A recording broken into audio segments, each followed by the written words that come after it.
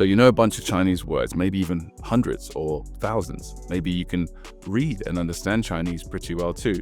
But when it's time to speak, you freeze and nothing comes out. Does that sound familiar? Well, this happens at all levels, super common, whether you're just starting out or years into learning Chinese, and it's a shockingly common problem. But why? Well, there's a big difference between knowing words and actually using them, and most people don't know what that is. In this video, we're going to fix that by walking through 3 proven methods that will help you turn passive knowledge into active confident Chinese speaking. Now, I used to struggle with speaking a lot, but after applying these techniques, I had a series of speaking breakthroughs, and now I'm more confident than ever, and I'm helping thousands of learners just like you do the same. So 我以前很怕开口说中文，但是用了这些方法以后呢，我的口语有了明显的进步。现在我比之前自信多了，我还用这些方法帮了很多像你这样不敢开口的小伙伴们。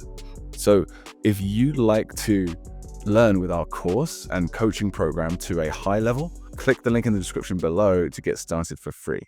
So if you feel like you can understand but can't use Chinese words actively in conversation, the first thing I want to tell you is not to feel too bad about that at all, because that applies to native speakers too, of all languages. Most educated native English speakers, for example, only use about 1,500 to 2,000 different words in daily speech, while recognizing, of course, tens of thousands. Even in our native language, our passive vocabulary massively outweighs our active vocabulary. It's just that with a second language, that disparity is larger. And also because we're trained in school to learn languages in a really bad way, we don't know how to effectively close that gap. So what's the fix?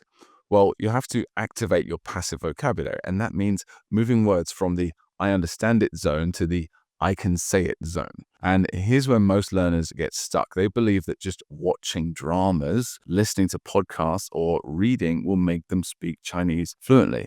And that's kind of like expecting to become a great pianist just by watching people play the piano, right? You get good at piano by playing the piano, right? Making mistakes and practicing regularly. Even if you spend hundreds of hours watching videos, listening to podcasts, and reading books, you won't be able to speak very well at all unless you practice speaking. But the good news is, it's not just a matter of paying hundreds or thousands of dollars for hours and hours of tutoring practice. There are 3 techniques I'm going to share with you right now that I found over years of learning and coaching and trial and error to be by far the most effective way of activating vocabulary quickly. And they don't even involve native speakers, funnily enough. And this first one is probably something that you've done before, but not enough because you haven't yet realized just how powerful it is. And the first technique is listening and repeating. This technique involves hearing natural, commonly used sentences and repeating them out loud, imitating pronunciation, tone, rhythm, and flow as closely as possible. Now, with consistent practice, both your mouth and mind become familiar with the sound. Your pronunciation will improve noticeably within a relatively short amount of time, and you begin to absorb full sentence patterns naturally. It's like language weightlifting. Each repetition makes your recall faster and your speech more fluent. Now, when I was starting out with Chinese, I used a listen and repeat program called Pimsleur. Listen and repeat programs like this are a pretty decent way to start learning any language, I think, because they give you such a strong foundation in pronunciation, a bit of vocabulary as well, and grammar early on. So here's an example of listen and repeat. 你在哪儿长大的？你在哪儿长大的？你在哪儿长大的？你在哪儿长大的? So you're just trying to imitate it and ideally repeat each sentence multiple times each. Now, the second technique I want to share with you for activating your passive vocabulary is something called shadowing.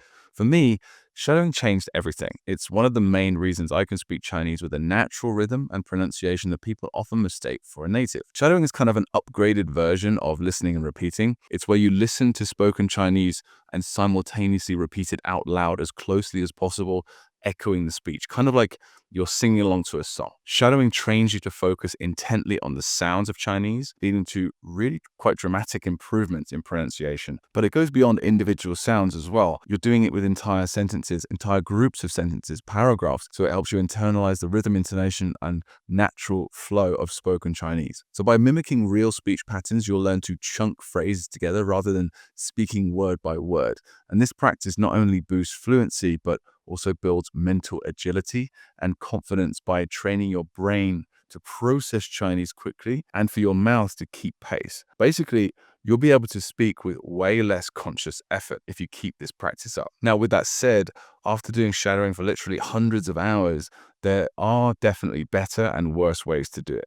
So to make shadowing work for you, here's exactly how I would suggest you do it right. So first off, if you are a lower level or unfamiliar with your materials, you might want to listen and read first to fully understand and get comfortable with the material. So if you're more advanced or you're super familiar with the specific materials you're using, you probably don't need to do this step. Once you're comfortable with that, try shadowing that same audio whilst reading the text at the same time. That'll be a bit easier, and then eventually you can get rid of the script entirely and just do it based on the audio alone. Now, the final thing about shadowing is that it's important what content you choose for shadowing practice. I spent well over 100 hours just shadowing random podcasts and audiobooks. And the problem with that is the materials weren't always on topics I was actually interested in.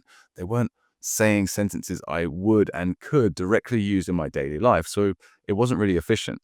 The most efficient way of doing shadowing, in my opinion, is to shadow thousands of sentences you would actually want to say, containing the most useful, common words and phrases. So here's me doing shadowing real quick. This is a bunch of sentences that I created based off of some YouTube videos that I had made, that I had written. I transformed that into sentences, got AI to change it into audio, and I sometimes practice with these just to do some quick shadowing on the go. So I'm going to show you shadowing right now, how I usually do it. So I put it to about 80 or 90% speed using VLC Media Player, which is really good for that. 目标用具目标体、用具体结构化的结格式构化的写下来，格式如写下来。第一人称。第一人称。现在时设定态，截止设定截止日期。日期。这是基于这是心理基于心理学和神学经学和原理，神经学能够增原理加实现能够目标的增可能加实现性。目标的可原因能性。是因为 So I'm trying to keep up as best I can. This is like 90% speed. It's pretty fast. And occasionally I'll slip up, I'll miss out a character here or there. I don't really stop and go back. In that case, I usually just keep going and repeat the whole audio file. So this is about 1,000, 1,200 sentences, something like that. It's about an hour and a half audio file. And I just repeat it over and over again as much as I can whenever I feel like it, whenever I'm walking around or on the way to work or at the gym. I just get those extra reps in during my little gaps in the day. So listening and repeating are great for improving your pronunciation and flow, making speaking easier and more accurate. And it does also activate passive vocabulary to some degree, as long as you're focused on the content you're actually listening to as well as shadowing it.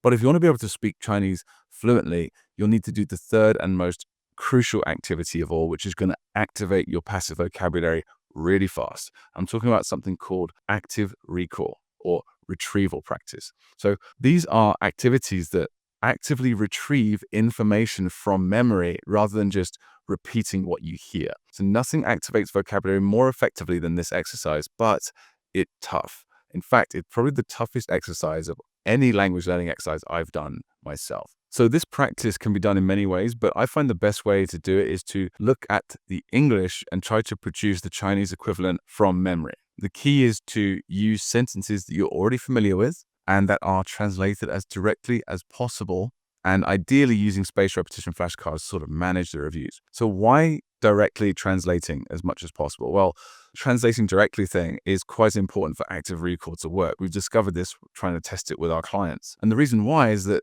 Chinese and English are very different languages and they have very different ways of expressing the same thing. So let's take this example. You have an English sentence that you want to translate into Chinese and you want to learn that Chinese sentence. So he didn't say anything, but I could tell something was wrong. That's the English, right? Now that might translate in Chinese as 他一句话没说. He didn't even say one sentence. 但我看得出来, but I could tell 他有心事. I could tell he had a heart matter, right? A heart matter is 心事. Now, heart matter is way more specific than something was wrong. Technically, the translation's still right, but a heart matter is more like he has something on his mind, right? That's a negative thing. And so a better translation would be he didn't say a word. Like 一句话没说, like it's one sentence he didn't say. He didn't say a word, but I could see that he had something on his mind. That would be a better translation. So the best way to achieve this is to take the Chinese sentence that you have, which is the correct sentence, and then translate it directly back into English. And you can ask the AI to translate it as directly as possible while still making sense in English, right? And then that's the English that you use to produce the Chinese from memory and get that active recall practice in. So when you force yourself to remember a sentence or a phrase like this, the neural pathways for that memory get reinforced, making it easier and faster to recall the same information next time. And even in high pressure situations, like speaking with a native, right? So it's basically the same mental process as speaking, but the difference is you get to make all of your mistakes privately. No one's watching, no one's judging. You get to mess up safely, fix it based on what you hear on the audio or read on the back of the card, and then just try again. And this kind of trial and error done privately and consistently is what builds long-term speaking confidence. Now, we've covered 3 of my favorite techniques for activating vocabulary, and you may have noticed that none of them involve native speakers. And let me explain why. So remember the piano analogy from earlier? Well, just like you don't get good at piano by watching people play, you also don't get better by booking as many recitals as possible. You actually get better through practicing your scales, practicing songs over and over again consistently at home. So the practice exercises I've shown you here are the equivalent of doing your scales, playing that song repeatedly. That's where your results are going to come from. You don't really get better efficiently by just performing a lot. So the point here, just want to make this clear, it's not to avoid speaking to natives altogether. It's just not to rely on it as your main path to fluent speaking because it is not the most efficient way to improve. Now, that said, nothing truly replaces real conversations with native speakers because that forces you to actively recall and apply what you've learned in real time. More than just practice, though, connecting with native speakers is super valuable because it's really the ultimate goal for most language learners, right? Still, it is better to treat it as more of a benchmark of your progress, not the main way you build your speaking skills. So now I want to share some super effective bonus speaking practice techniques with you that can genuinely help you in the long run. Of course, these aren't magic tricks that will make you fluent overnight, but they are highly practical and useful. So one simple way is to speak to yourself in Chinese. Say your thoughts out loud when you're alone, or think in Chinese silently if you're in public. You can narrate your actions, describe your surroundings, or even argue on both sides of a topic to yourself. Oh, and if you are in public, you don't have to do it silently. You can just do what I do, which is put some earphones in or hold your phone up to your face, pretend you're on a phone call. Works every time. And this is really flexible. You can do it while walking, while commuting, while cooking, while showering. You get more speaking time this way than you ever could waiting for a conversation partner. So you can do this in like 1 or 2 minute bursts, multiple times throughout your day for best results. Doing it for more than that is kind of strenuous and it can be a bit tough. So another really efficient solution is also to practice with AI tools, right? They're available anytime, they're free or super cheap, and offer an easy way to simulate real conversations on demand. You could give prompts to ChatGPT, for instance. You could tell it to act as your Chinese coach and talk to you using its voice chat features, which again, provide you that opportunity to practice in peace and privacy. And you could even upload all the sentences you're practicing with and ask AI to ask you questions and create conversations with you based on those sentences. That's a more dynamic form of active recall. So if you follow all of the techniques I've told you in this video so far, that's pretty much all you need to activate vocabulary ridiculously fast and go from understanding to actually speaking the language. But in order to activate your vocabulary, you first need to have passive vocabulary. So watch this video next where I teach you how to learn Chinese characters and words and build that essential foundation ridiculously fast.